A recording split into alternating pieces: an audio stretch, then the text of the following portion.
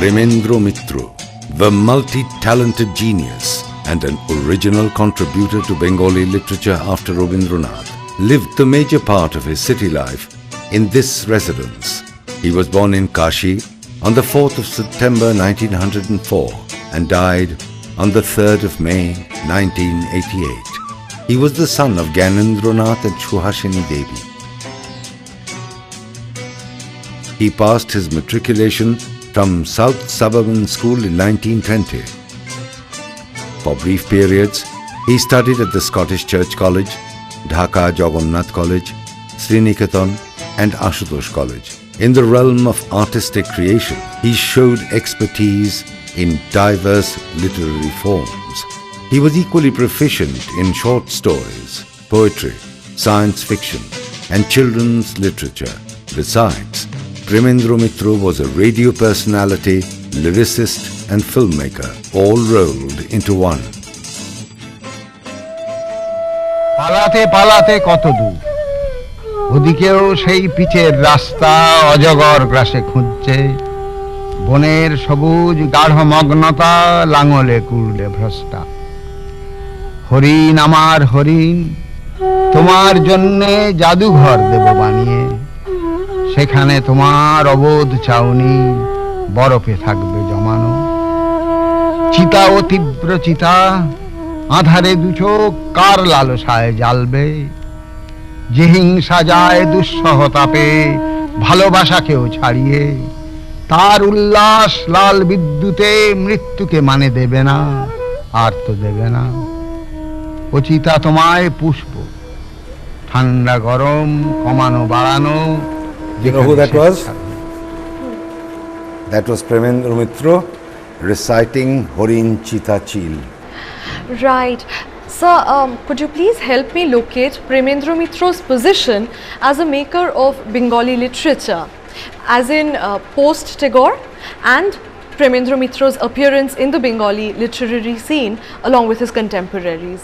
You see, if you're trying to analyze the artist or the writer, you must place him in a certain time and space as well. And for that you need to consider the socio-economic situation that he was in, the social circumstances in which he discovered himself, the literary traditions that had preceded him and which he had kind of inherited, and above all you also have to look at his contemporaries and what they were doing. You see, he appears in the 1920s. And the 1920s worldwide is a very interesting time because this is post the First World War and the world had gone through a very horrifying experience. Also, in the political sphere, the first communist state had been created in Russia. Absolutely. So, in philosophy you have Marxism, in psychology you have the rise and the ascendancy of Freudian psychoanalysis. You have the expression of surrealism and expressionism blossoming in European art. The World War and its consequences really were all about the deep sense of shock that came to people when they were responding to these styles. So you were talking of Tagore. We see a marked delineation of Premendra Mitra's stylistic pattern from that of Rabindranath Tagore's school of writing. And why was this, and how would you look at that? See, if you want to really understand Tagore, you have to also understand what were the influences that he kind of inculcated. What did he assimilate? From his Indian heritage, he basically assimilated the medieval Vaishnava Padavali, the Vaishnava literature of his times, the major influence. Then of course were the English romantic poets, Shelley, Keats, Wordsworth, Byron, etc. so on and so forth. Now in fact he was often called the Wordsworth of the East. Yes, absolutely. Because he shared with Wordsworth that sense of philosophical transcendentalism, mysticism. Yes. These were elements, cognate elements which both of these people shared. Now you see Premendra Mitra as receiving this tradition, but once having received it, he decides on the basis of his own experience to depart from it. You see, the Tagorean imagination, the Tagorean philosophy, as it expresses itself in Lipika or in Sheshir Kobita, for instance, did not satisfy any longer his younger readers, because they were looking at an increasingly complex world post First World War. And so when they started looking at their own experience, they needed to avoid this kind of mountain called Rabindranath Tagore. মানুষ ফ্যাশনের তাড়নায় দীর্ঘকাল নিজেকে ব্যঙ্গ করতে করতে ক্লান্ত হয়ে পড়বেই। সেই দিনের জন্য অপেক্ষা করো এবং আবিষ্ট চিত্তে আপন কর্তব্য করতে নিযুক্ত থাকো। অন্ধভাগ্যের পটভূমিকায় ছিন্ন বিচ্ছিন্ন জীবনযাত্রার যেসব সুপ্রত্যক্ষ ছবি তোমার গল্পগুলিতে তুমি প্রকাশ করেছো, তা পড়ে আমি বিস্মিত হয়েছি। তোমার প্রথমার কবিতাগুলি আগুনে ঢালাই করা, হাতুড়ি পেটানো কবিতা। There was a conscious need and a conscious desire and a constant urge to depart from that entirely. And this conscious effort articulated itself into three interesting magazines that came out around this time in the 1920s. One was Kollol, which was published by Dinesh Das and Gokul Nag. The second was Pragoti, which was published by Buddhadev Bose. And the third one was Kali Kolom, which in fact was edited by Premendra Mitra himself. In as much we can say that he was a pioneer of the Bengali literary scene post Tagore, the era we now know as Kollol Jug. It's quite right to locate him in that aspect. Premendra Mitra did have an element of romanticism about him, but there was also a kind of deep humanism, and probably this romanticism and humanism were actually percolated residues from the whole Tagorean tradition. Yet, what was interesting is that the complexity of life and the whole question of a more depraved and a more amoral and a less ethical social experience that came after the First World War. The whole experience of poverty, for instance, the whole experience of living in a colonial society, for instance, these started articulating itself. You know, I have a very interesting quotation for you, and that's from Dr. Sukumar Sen, who writes, "Miseries and failures in life, especially of the unfortunate and the deprived, who toil without adequate recompense for the well-being of the rich and the fortunate, moved him profoundly, but he is never malicious, angry, or loud in his censure." Premendra Mitra reflects the changing mood of the city of Calcutta, and so that's what appears in his poem. For instance, look at "Ami kobi joto kamarer ar kaঁসারির আর ছুতরের মুটে মজুরের আমি কবি যত ইতরের।" ছড়ানো সূর্যের কণা জড়ো করে যারা জ্বালাবে নতুন দিন, তারা আজও পলাতক, দল ছাড়া ঘুরে ফেরে দেশে আর কালে। তবু সূর্য কণা বুঝি হারাবার নয়, থেকে থেকে জ্বলে ওঠে শানিত বিদ্যুৎ। কত ম্লান শতাব্দী প্রহর ধাঁধিয়ে কোথা কোন লুকানো কৃপানে ফেরারি সেনার। এখনো ফেরারি কেন? ফেরো সব পলাতক সেনা, সাত সাগরের তীরে ফৌজদার হেঁকে যায় শোনো। আনো সব সূর্য কণা রাত্রি মোঝা চক্রান্তে প্রকাশ্য প্রান্তরে। এবার অজ্ঞাতবাস শেষ হলো ফেরারি ফৌজের। পামিরের তুষার পৃষ্ঠ ডিঙিয়ে ইয়ারকান্দ থেকে খোটান, শ্রান্ত উটের পায়ে পায়ে যেখানে উড়েছে মরুর বালি, চমরির খুঁড়ে লেগেছে বরফ গলা কাদা। বাদকশানের চুনি আর খোটানের নীলার নিষ্ঠুর ঝিলিক দেয়া, ভেঙে পড়া ক্যারাভানের কঙ্কালে আকীর্ণ লুব্ধ বণিক আর দুরন্ত দুঃসাহসের পথ। লাদাখের কস্তুরীর গন্ধ যেখানে আজও আছে লেগে পুরানো স্মৃতির মতো। Sir, if you could please help me ascertain Premendra Mitra's position as a maker of Bengali literature with reference to Kollol Jug. Well, Kollol Jug is an extremely important movement to deviate from Tagore. I mean, whatever Tagore stood for, the Kollol Jugians wanted to deny everything. Premendra Mitra was one of the leading lights of Kollol. I mean, you have read Achinta Kumar Sengupta's book Kollol Yug, and most of the letters he writes are to Premendra Mitra. প্রেমেন লিখলে ঢাকা থেকে। অচিন, এইমাত্র কল্লোল আপিস থেকে সংক্রান্তির ফাইলের সঙ্গে তোর, শৈলজার আর দীনেশবাবুর চিঠি পেলুম। সারাদিন মনটা খারাপই ছিল। খারাপ থাকবারই কথা, কলেজে যাই না, এখানেও জীবনটা অপব্যয় করছি। কিন্তু তোদের চিঠি পেয়ে এমন আনন্দ হলো কি বলবো। দিন দিন নিজের অজ্ঞাতে একটা বিশ্বাস বাড়ছে যে মৃত্যুই চরম কথা নয়। The Russian poet Vladimir Mayakovsky, he was the poet of the masses. He was the voice of the masses, we can say. And Premendra Mitra too claimed that he belonged to the people, to the common man. What are the points of comparison one can draw? I don't think the two can be compared in a simple-minded way, because Mayakovsky was a poet of revolution. The Russian Revolution has already taken place. There is a big mass upsurge, mass literacy is there, and the party supported Mayakovsky up to a point. So Mayakovsky could reach hundreds of millions of people, and his poems were written in their language almost.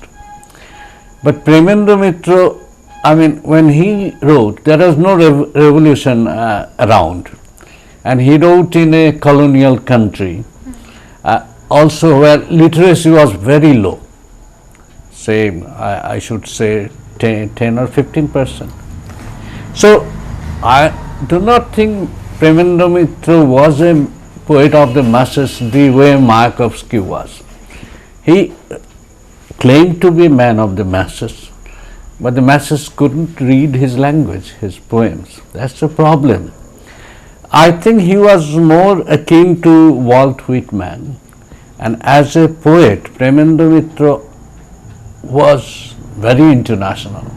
I mean, the whole universe was his, I should say, was at his fingertips. It's a Premendra Mitra basis of his short stories is psychology, and particularly abnormal psychology. I shouldn't say regular psychology, it's abnormal. I mean, it kind of hovers between belief and disbelief. For example, in his story Hoyto, I mean, the woman, the wife, thinks that her husband pushed him from the bridge, but she didn't quite fall, and the husband denied it vehemently. But there is this tension at the end of the story. Was it a fact, or was it her imagination?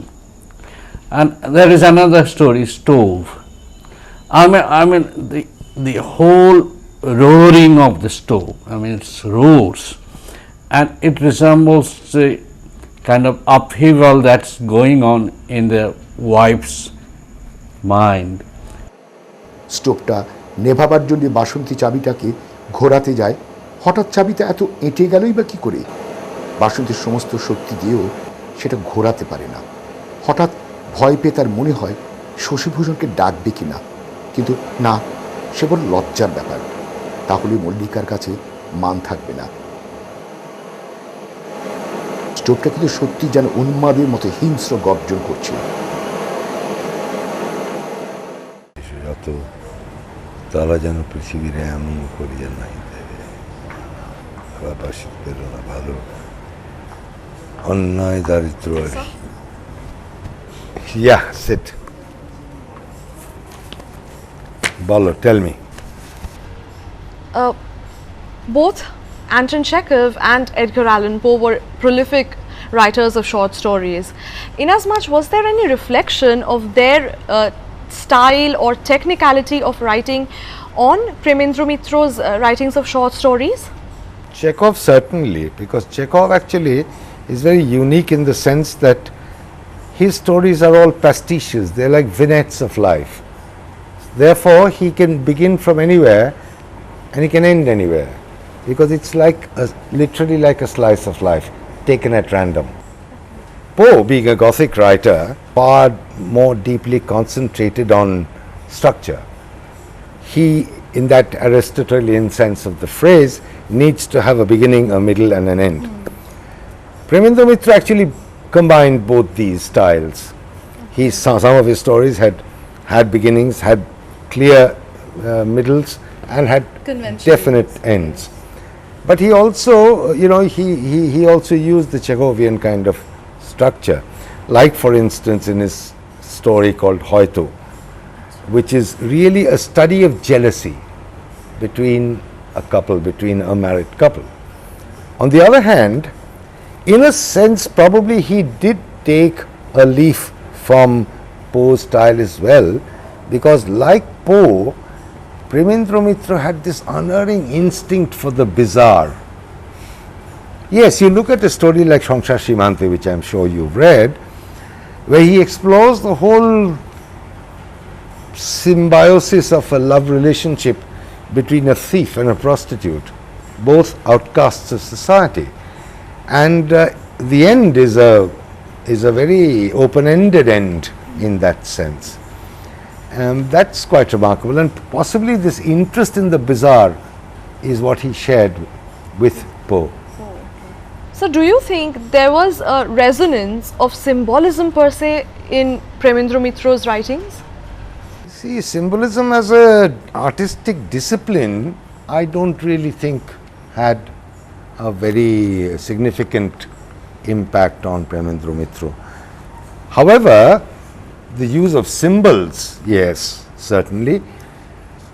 The use of a metaphorical context, or to be more precise, academically precise, the use of metonymy more than the use of a metaphor, yes, arises again and again in Premendra Mitra.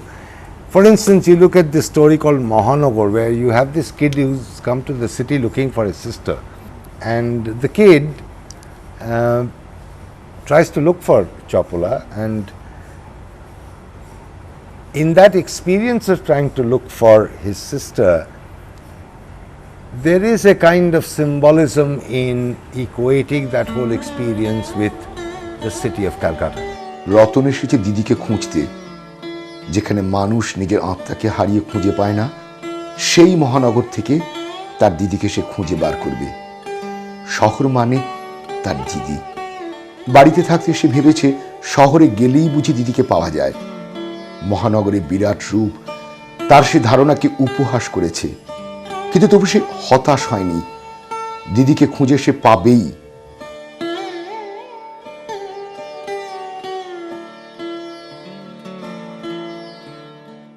So I have read that Premendra Mitra was immensely fond of world contemporary literature, and he was especially influenced by Albert Camus. If you could please expand on that a bit.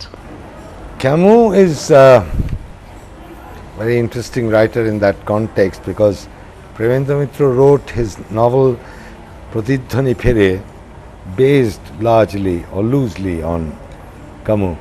But what is more significant perhaps in this context is the fact that Premendra Mitra was the first translator of Camus' magnum opus, L'étranger, the one you know as The Outsider. Camus is a front-rank existential writer who experienced and who in fact described this whole spiritual, intellectual and crisis of faith that was happening in Europe, both before the Second World War and more strongly after the Second World War.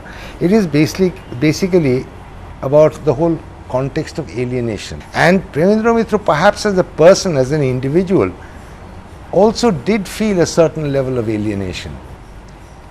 In the light of all the complexities we've discussed or covered in so far, how do you see him as this successful writer of children's stories? That is the versatility of his genius, that while he is able to delve into the deep, dark, unconscious, he can also write such lovely stories as Ghanada's story, the tales of Ghanada.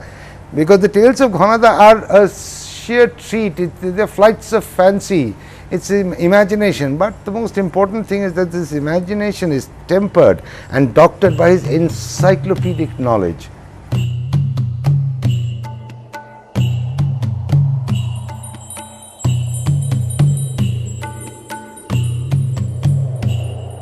though Premendra Mitra didn't travel much, he really knew things about all over the world. There's a story in which Ghanada goes off to South America to join the conquistadors and thereby becomes Antonio Ganado. Now these flights of fancy, yet tempered by his knowledge of history, his knowledge of geography, his knowledge of people and lifestyles throughout the world. He put all of these into his children's stories. That's why they became so lovely, because he decided that what he knew, he would want all the children of Bengal to know as well. And he was able to do it with a sleight of hand. That is the greatness of Premendra Mitra. Remember, Premendra Mitra teaches without being pedantic.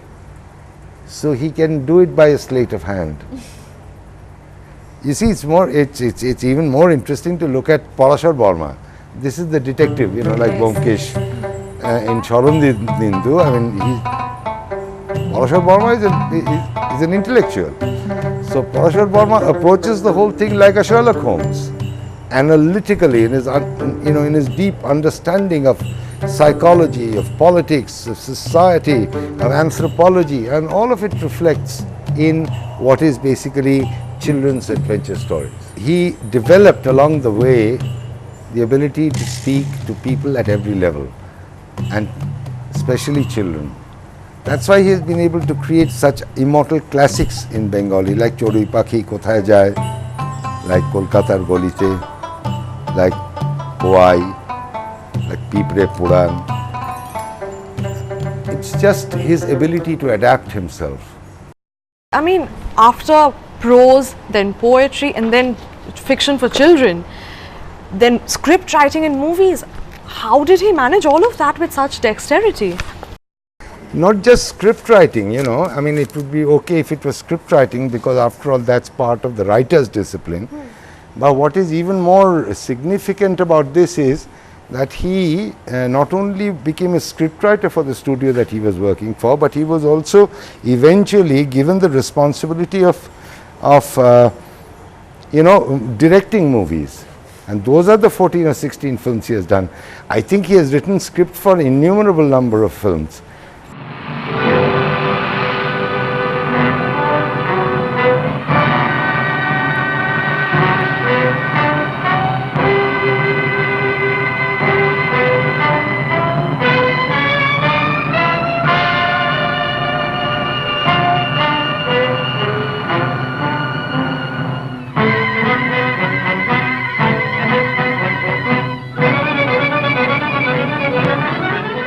Significant, of course, is the fact that other filmmakers, or greater filmmakers than him, have gone back to his stories and have taken stories to make films from his work.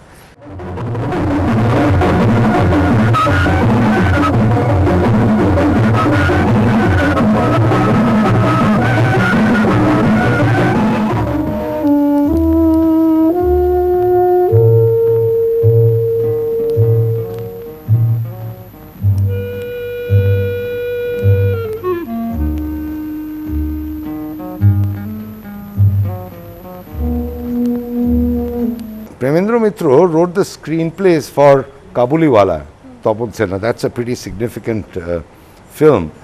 More interesting than that, and that probably the most significant, is one story called Telena Puta Avishkar.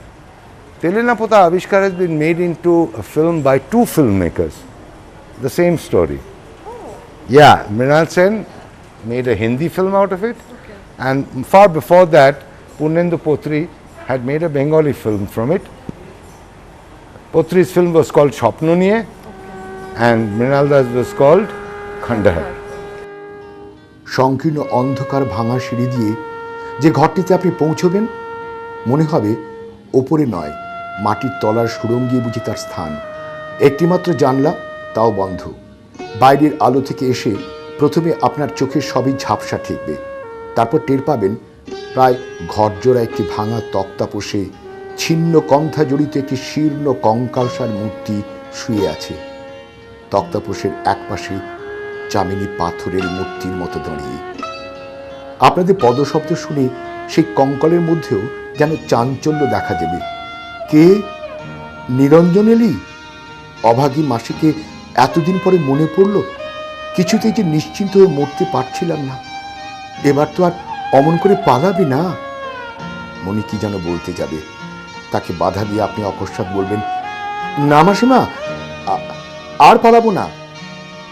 মুখ না তুলেও মনির বিমূঢ়তাও আরো একটি স্থানুর মতো মেয়ের মুখে স্তম্ভিত বিস্ময় আপনি যেন অনুভব করতে পারবেন।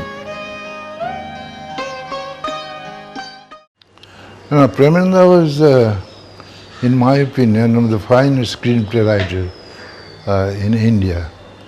And then he was, unlike other contemporary writers like Tarashankar, Bunopul, or Manik Bandyopadhyay and others, he was associated with film. Mostly I have seen him in film studios working, writing script or directing film. So I thought a man who has a very, very easy passage to cinematography may be a good help. But at the same time, the question of his literary brilliance doesn't arise at all. And in my opinion, I think he was perhaps the only international writer. Premendra Mitra is remembered as a person who proved his artistic genius in diverse fields of creativity. For his works in Bangla literature, he was honored with almost all major awards and acclamations.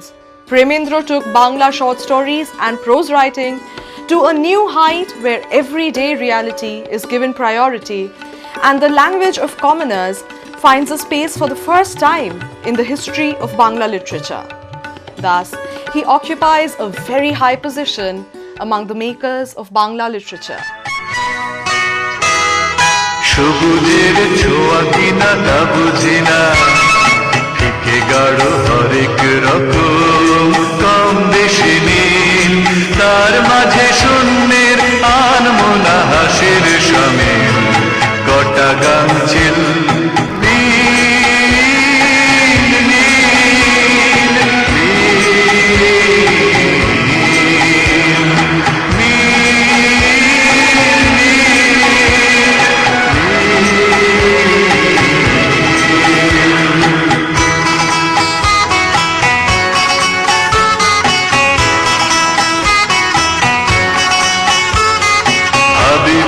সাগরের ইচ্ছে, সাদা ফেনা থেকে যেন শাক মাজা ডানা মেলে আকাশের তল্লাশ নিচ্ছে। ভাবি বলি সাগরের ইচ্ছে, সাদা ফেনা থেকে যেন শাক মাজা ডানা মেলে আকাশের তল্লাশ নিচ্ছে।